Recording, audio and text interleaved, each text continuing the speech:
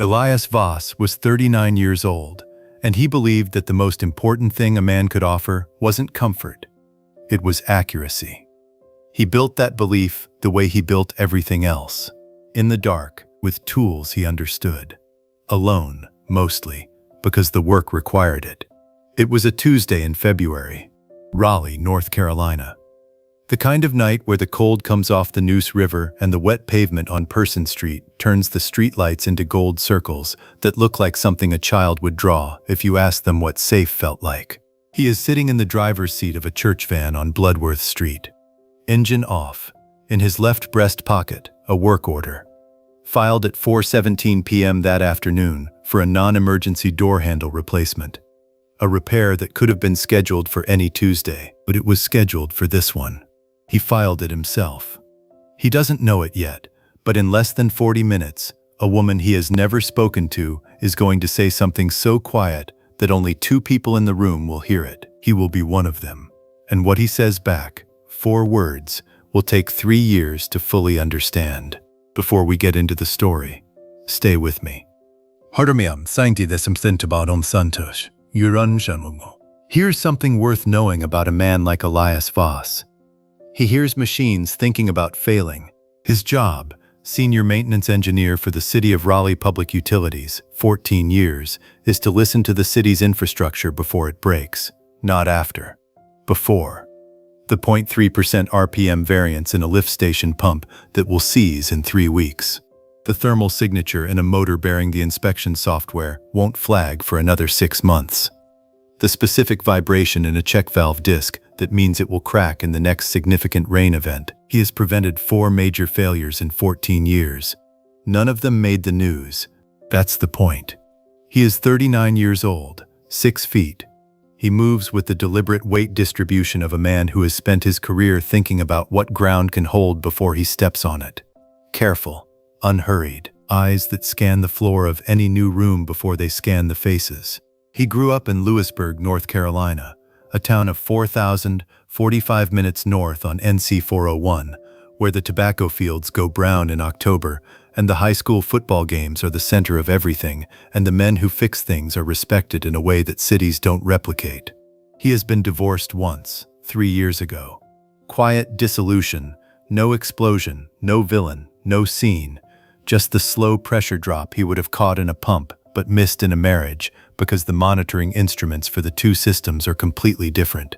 He knows this. He has named this failure to himself, once, in a truck stop parking lot in Henderson, NC, on the drive home from the last conversation. He said it out loud, alone, to no one.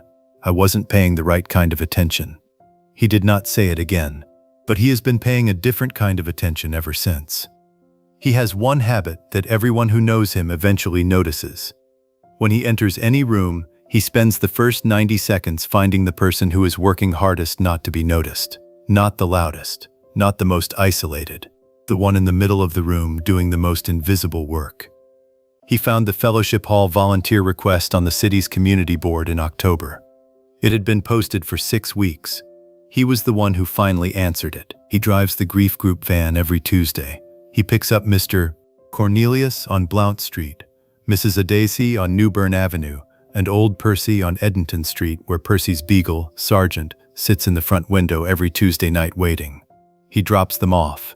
He waits in the van. He drives them home. He has been doing this for 4 months. He has never gone inside. Tonight, something makes him go inside.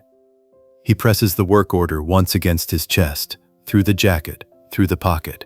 He gets out of the van. The Fellowship Hall at Bloodworth Street Community Church holds 14 folding chairs in a circle, 1 coffee urn, and whatever someone thought to bake.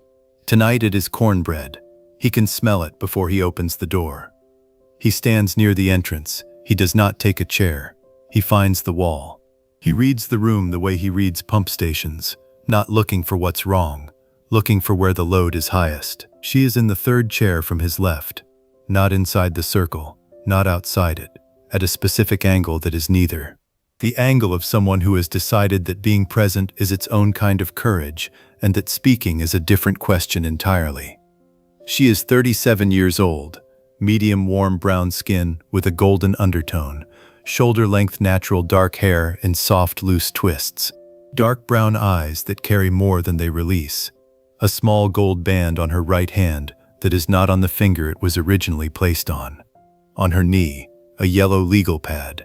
In her hand, a pen she has not uncapped. He notes the pen, he notes the pad.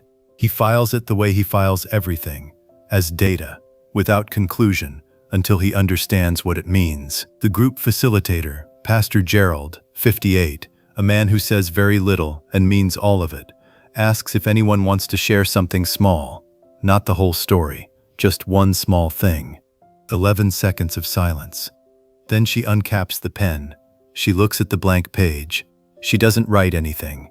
She says it to the two people nearest her, because the whole room is too large for what she is holding. I keep telling myself I'm fine. I keep telling the kids I'm fine. A pause. But at night I look at the other side of the bed and I think, who is going to choose me now? Her voice doesn't break. It simply becomes very specific. No one marries a widow with 3 kids. She says it the way you say the thing you have been carrying the longest, without drama. Because the drama left it months ago, and what remains is just the true shape of the fear. Elias hears it from across the room. This is what psychologists call affirmative witnessing, the specific act of being seen accurately by someone with no obligation to see you at all. It is different from compliments. It is different from reassurance. It is the rare moment when one person's perception of another aligns precisely with their truest self, and the person recognizes it not because it flatters them, but because it is exact. He is not supposed to speak. He is a van driver. He drives 3 people to this room and takes them home. He crosses the room anyway. He crouches down so he is at her eye level. He says, "They haven't met you." Not a promise, not a performance, not even kindness, exactly.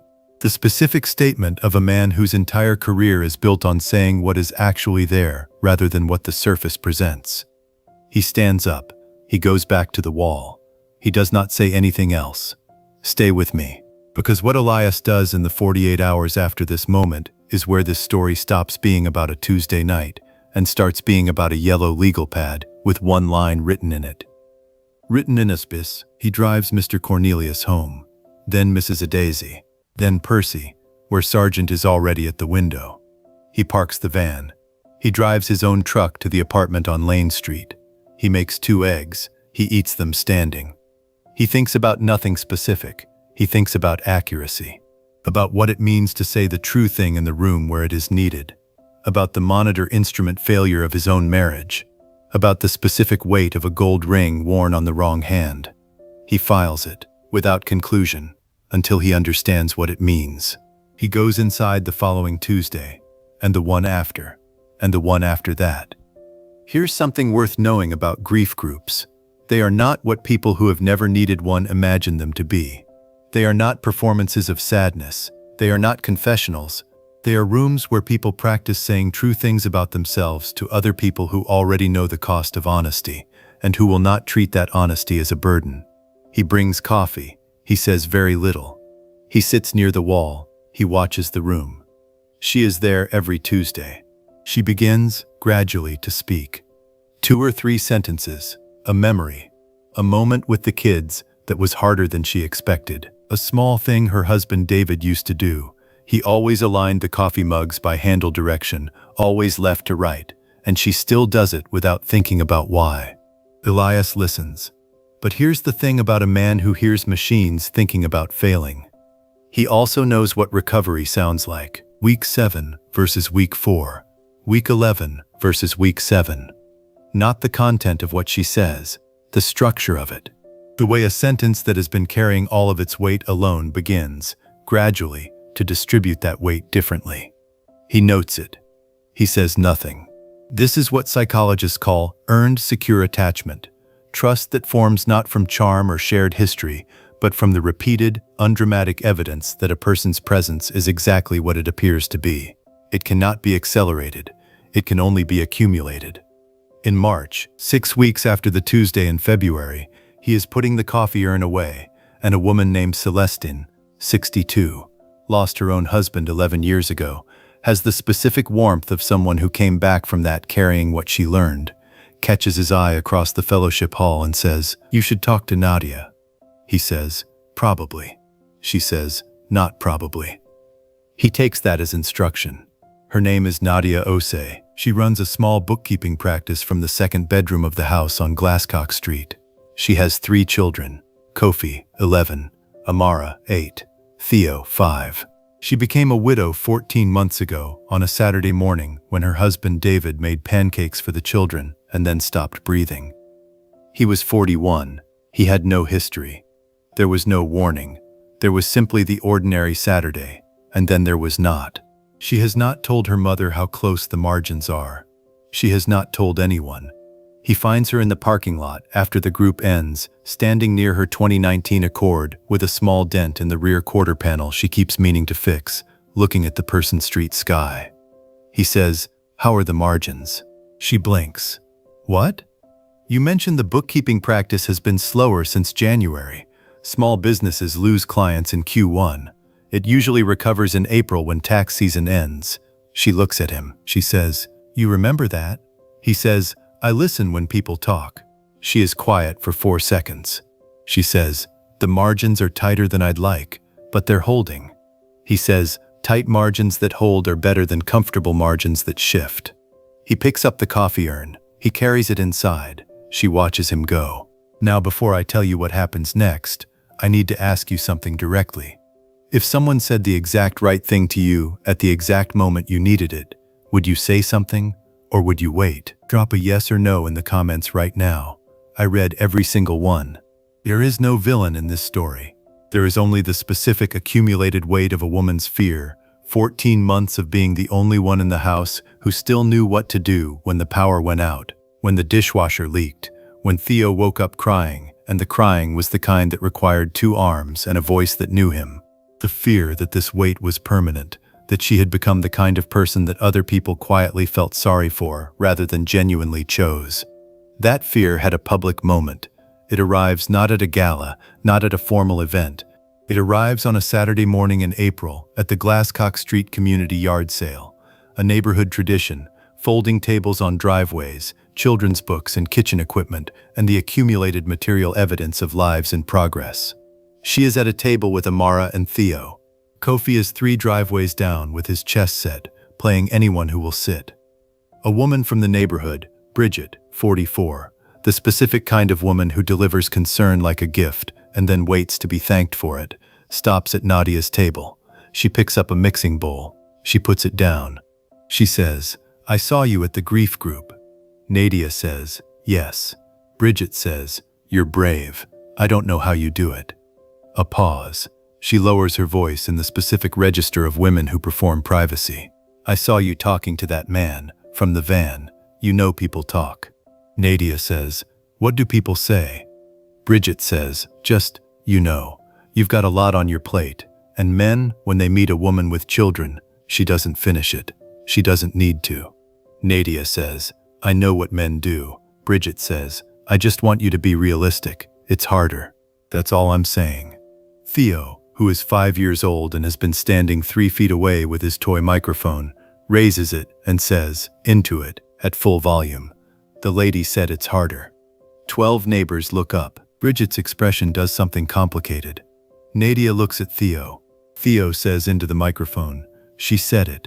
I reported it. Over." Bridget picks up the mixing bowl again. She puts it back down. She walks away.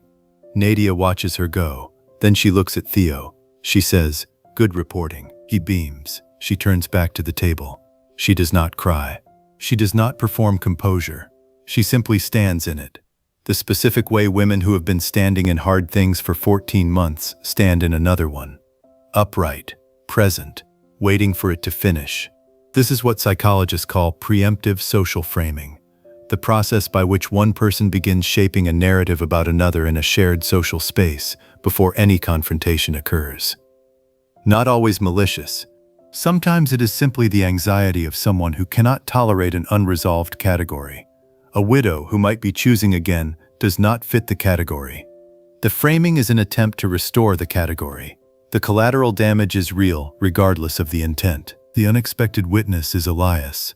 He is 2 driveways down, having walked from the hardware store on Madison Avenue, where he bought a replacement sump pump float switch for the problem she mentioned in passing 3 weeks ago, at a Tuesday night parking lot, in the way you mention things to someone who fixes things. He heard the last 40 seconds. He does not intervene. He does not walk over. He waits until Bridget is gone. Then he walks to her table and sets the float switch down beside a stack of children's books. He says, "Sump pump, for the one you mentioned." She looks at the float switch. She looks at him. She says, "You went to the hardware store." He says, "I was going anyway." He was not going anyway. He went specifically. He drove to Madison Avenue at 9:40 a.m. because she mentioned the inconsistent pump sound on a Tuesday in March, and he wrote it in his field notebook, and this morning he looked at what he'd written and decided. He doesn't say any of this. He picks up a children's book from the table, a library book about equine anatomy, checked out so many times the spine is soft, and he says, "Amara's." Nadia says, "She's been checking that one out since she was 6. The library gave up asking for it back." He opens it to a page. He looks at the drawings. He says, "She draws from this?" "From observation," Nadia says. She says photographs aren't reliable. He looks at the book. He says, "She's right." He sets it back down. He says, "What time works for the sump pump?" She says, "Saturday." He says, "Saturday." He walks back to the hardware store direction. She watches him go for 4 seconds. Then she looks at Theo. Theo raises the microphone. He says, "The man came back. He brought a part. He is going on Saturday. Over." She says, "Good reporting, Theo." He says, "I know. Over." I comes on Saturday. He is in the crawl space of the Glasscock Street bungalow for 40 minutes. He replaces the float switch. He clears the root intrusion in the discharge pipe. He comes out with dirty knees and a specific report. What was wrong, what he fixed, what to watch for, what it will cost if the drainage situation worsens in the next wet season. Theo narrates the entire 40 minutes into the toy microphone for an audience of no one. Amara draws his hands while he isn't looking. Kofi asks 3 technical questions. Elias answers fully. After, Nadia makes dinner. He stays. He didn't plan to stay. She didn't plan to ask. But the food was ready, and the table had room, and Theo had already set a place without being asked, because Theo operates on a logic that bypasses adult ambivalence. They eat at the kitchen table, the table David built. She tells him partway through, gesturing at the mitered corners, the way the grain matches, the thing nobody but David would have thought to do. Elias looks at the joints. He runs one finger along the miter. He says, he knew what he was doing. She says, quietly, he really did. It is the first time she has said that sentence without the weight of the past tense pressing down on it. It sounds like memory rather than wound. He notices. He says nothing.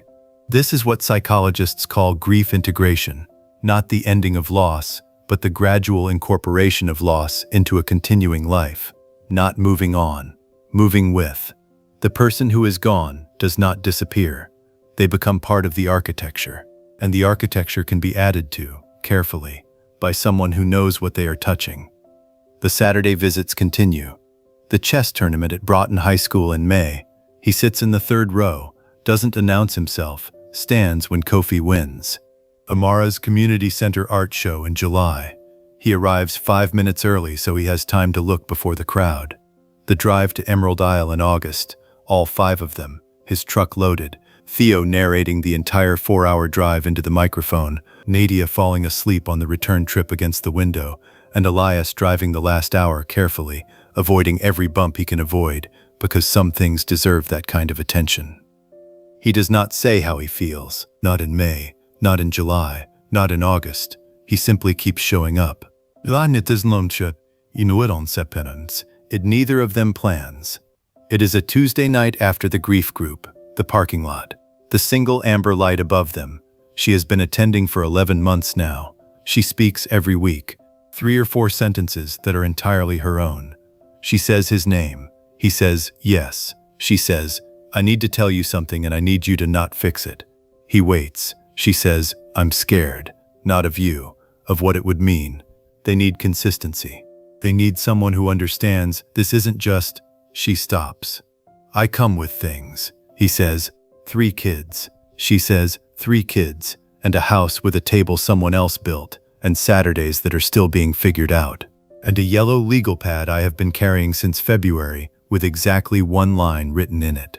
He is quiet for 6 seconds. He says, what does the line say? She holds the legal pad. She turns it toward him, in her handwriting, from the Tuesday in February when the room was too large. What if he's right? He reads it. He looks at her. He says, can I show you something? He reaches into his left breast pocket. He removes the work order. He hands it to her. She unfolds it. City of Raleigh Public Utilities. Non-emergency door handle replacement. Bloodworth Street Community Church. Scheduled February 11th. Filed 4:17 p.m. The same Tuesday. She looks up at him. He says, I came inside because I wanted to. The van was the reason I had that I could give myself. She holds the work order. She holds the legal pad. She looks at this man who hears machines, thinking about failing, and drives elderly people to grief groups, and sits in the 3rd row, and spends 40 minutes in crawl spaces, and drives the last hour carefully over no bumps. She says, Kofi's going to have opinions. He says, I know. That's one of his best qualities. She says, Amara's going to draw you. He says, I hope she does. She says Theo is going to narrate everything. He says, good, someone should. She looks at him for a long moment. She laughs. The full one, the one that surprises her. The one that reaches her eyes and stays there a moment before it fades. This time she lets it stay. But 14 months later, the house on Glasscock Street has a new sump pump, a corrected porch railing, and a ceiling fan in the primary bedroom that Elias installed on a Saturday in December, while Theo stood below him with the toy microphone providing live technical commentary to an audience of exactly nobody. Kofi is 12. He won his regional chess bracket in March. He shook Elias's hand after and said, without ceremony, you were in the 3rd row again. Elias said, I was.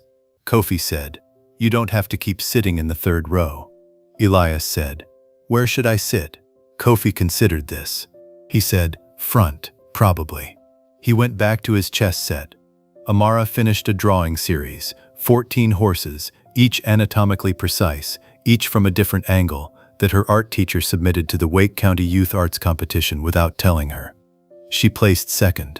The judge's note said, the drafter treats her subjects as structures to be understood, not images to be reproduced.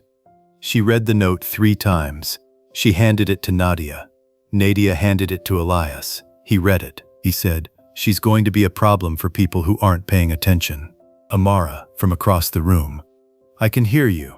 He said, I know. Theo turned 7 in October. He is upgraded from a toy microphone to an actual small podcast setup Elias bought secondhand from a radio equipment sale. He now produces a weekly podcast called Theo Reports, available exclusively to the 5 people in the household, in which he covers the following beats: the weather, inaccurate; sports, chess only; infrastructure news, whatever Elias mentions at dinner; and what the clouds are doing, thorough, specific, and correct about the birds. And then there is this. 6 months ago, on a Saturday morning in April, Nadia makes pancakes. She lets the batter rest. She puts cinnamon in. She doesn't announce it. She doesn't make it a moment. She simply makes them, the way David made them, because she decided somewhere in the winter that keeping his recipe was not a replacement and not a memorial. It is simply what she knows about pancakes. Elias is at the kitchen table with Theo. Theo has the podcast set up. He is asking Elias about the municipal water pressure variance in their zip code, which Elias is explaining accurately and completely because Theo always knows when he is being simplified. Nadia turns from the stove, plate of pancakes in her hands. She looks at the table, all 4 of them. Kofi with the chess notation book, Amara with the sketchbook, Theo with the podcast microphone, Elias explaining pressure variance with the same voice he uses on site assessments. She sets the plate down. She sits. She says, David's recipe. Elias looks at the pancakes. He says into Theo's microphone, straight-faced, the pancakes are David's. Theo, confirmed, over. Elias, over. Nadia watches this. She doesn't perform anything about it. She simply picks up her fork. The maple tree outside the kitchen window has finally gone green. It was a slow spring, even for Raleigh, but it came. And the morning light through the leaves is the specific amber of a day that intends to be good from the beginning. This is what peace looks like. Not happiness, not resolution, not the absence of the weight. Just the weight distributed correctly across a table that someone built with care in a house that is being tended by people who decided to be present. Elias leaves the porch light on every night, not for anyone, just because that is what a house does when someone is living in it correctly. It keeps itself lit. 1. He showed up before he was ready. He filed a work order for a door handle he didn't need to fix that night. He gave himself a professional reason to do a personal thing, because he was not yet ready to call the personal thing by its name.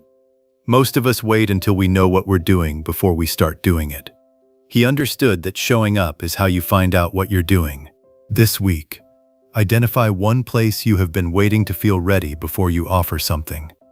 Show up in whatever incomplete form you're in. That is the form that is needed. 2. He listened when she talked, not to respond, not to prepare his next sentence. He listened the way he listened to machinery, fully, without interpolating, waiting to understand what the data was actually saying before deciding what it meant. She noticed, not because he announced it, because it was visible in what he remembered. This week, in one conversation, listen until the other person is completely finished. Not to the pause at the end of a sentence, to the end. Then wait one more beat, see what comes next. 3. He kept the recipe, not as a replacement, not as a memorial, as what she knew about pancakes. There are things in your life that belong to someone else first, a habit, a phrase, a way of doing something small, that you have been holding at arm's length because keeping them feels like not moving forward. It isn't. It is carrying the architecture forward. It is how you build on what was sound without pretending it wasn't there. This week, identify one thing you have been avoiding because it belonged to a version of your life that ended. Pick it up, use it, see what it builds. This story was crafted from a human heart with gentle support from AI. Its only purpose is to remind you that the people who show up before they are ready, who file the work order and drive the van and sit in the third row, they are not waiting for the right moment. They are building it. One Tuesday at a time.